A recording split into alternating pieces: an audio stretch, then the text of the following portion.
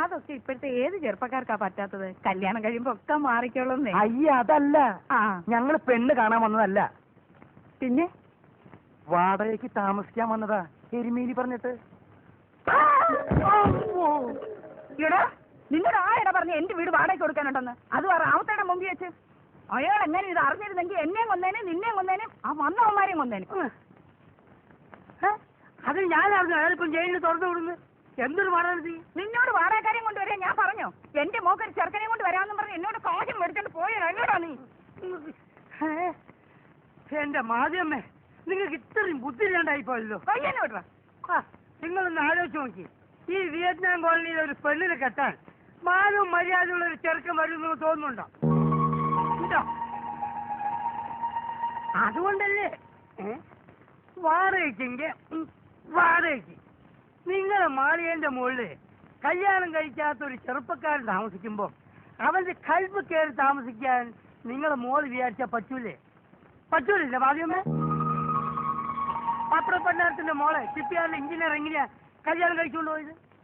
പ്രണയം. പ്രണയം പ്രേമം. ഈ പ്രേമം കണ്ടുപിടിച്ചിരിക്കുന്നത് തന്നെ ഇതിനു വേണ്ടിയാണ്. പാവപ്പെട്ട വീട്ടിലെ പെൺകുട്ടികൾ വലിയ വലിയ വീടുകളിൽ പോയി തമ്പുരാട്ടിമാരെ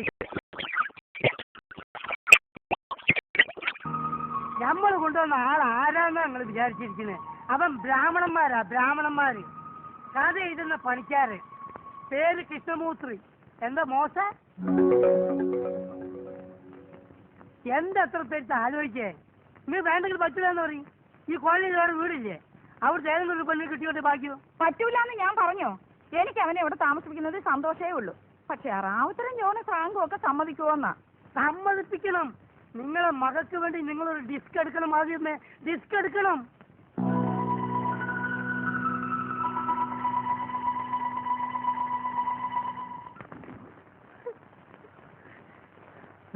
അഭിനയിക്കണ്ട. ഞാൻ കണ്ടതാ സ്വാമി കൊണ്ടൊന്ന് കൊട്ടുന്നത്. ആരാ പറഞ്ഞു പണി? സ്വാമിയല്ലേ പറഞ്ഞിട്ട് ചവറ് കൊണ്ട് പുറത്തിടാൻ പിന്നിന്റെ പുറത്താണ് കൊണ്ടിരുന്നത്. ഉണ്ണി, എന്താ ഇത്? എന്റെ ഉണ്ണി, നീ എന്ത് കാണിച്ചാ വന്ന് നിൽക്കുന്നത്? എന്നോടല്ല, ദേ അമ്മയുടെ വാടകക്കാരോട് ചോദിക്കും. ഞാൻ കുളിച്ചോണ്ട് നിൽക്കുമ്പോ അവരെന്താ കാണിച്ചെന്ന്. എന്താ സ്വാമി ഇത്? ഞാൻ എന്തൊക്കെയാ കേൾക്കുന്നത്? വെറുതെ ബഹളുണ്ടാക്കി നടന്ന് ഇനി നിങ്ങൾ ഇല നാട്ടിക്കണ്ട. ഇലയെന്ന് മുള്ളിൽ വീണാലും മുള്ളു എന്ന് ഇലയിൽ വീണാലും കേട് നമ്മൾ ഈ മരത്തിനാണ്. അത് നിങ്ങൾ ആലോചിച്ചോളി. അതിനിപ്പോ ആരെവിടെ ഇലയിൽ മുള്ളി? അതെ, അബദ്ധവശാൽ ഇയാൾ ചവറ് കൊണ്ടിട്ടത് ആ കുട്ടിയുടെ ദേഹത്തായി പോയി. ഖേദമുണ്ട്. അയ്യോ, അത്രേ ഉള്ളോ?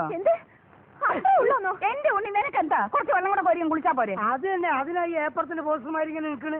വൃത്തിയായിട്ട് വെള്ളം കോരി കുളിച്ചാലോ മോളെ? ഞാനേ 20 ബക്കറ്റ് വെള്ളം കോരി കുളിച്ചതാ. അതിപ്പോ ഇവര് കോരി തരണം. 20 ബക്കറ്റാ? എന്നാ പിന്നെ നിന്നെ കോരി ബുദ്ധിമുട്ടണേ. കിണറ്റിലേക്ക് ഇറങ്ങി കുളിച്ചാ പോരെ? മതി.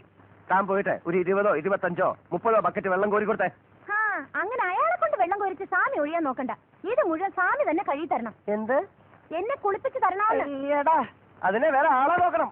അപ്പൊ സ്വാമി വേറെ ഇടം നോക്കിക്കോ താമസിക്കാൻ. എന്നെ കുളിപ്പിച്ച് തരാണ്ട് സ്വാമി ഇവിടെ താമസിക്കാന്ന് വിചാരിക്കണ്ട. സ്വാമി അവള് പറയുന്ന പോലെ ഒന്നും കൂടെ കേട്ടേക്ക്. ഇല്ലെങ്കിൽ അവള് സമ്മതിക്കത്തില്ല. ഒന്നും വിചാരിക്കണ്ട സ്വാമി. ഒരു കഥയില്ലാത്ത പെണ്ണല്ലേ, കൊച്ചു കുട്ടിയായിട്ട് കരുതിയാ മതി.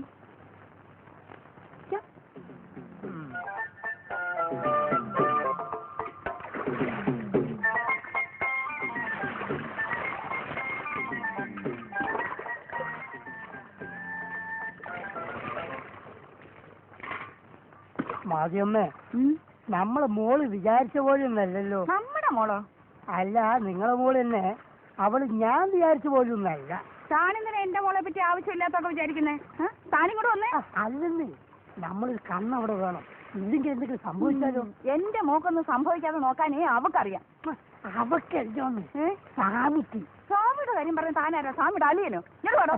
അലിയനെന്തെങ്കിലും ഒന്ന് കാണാലോ?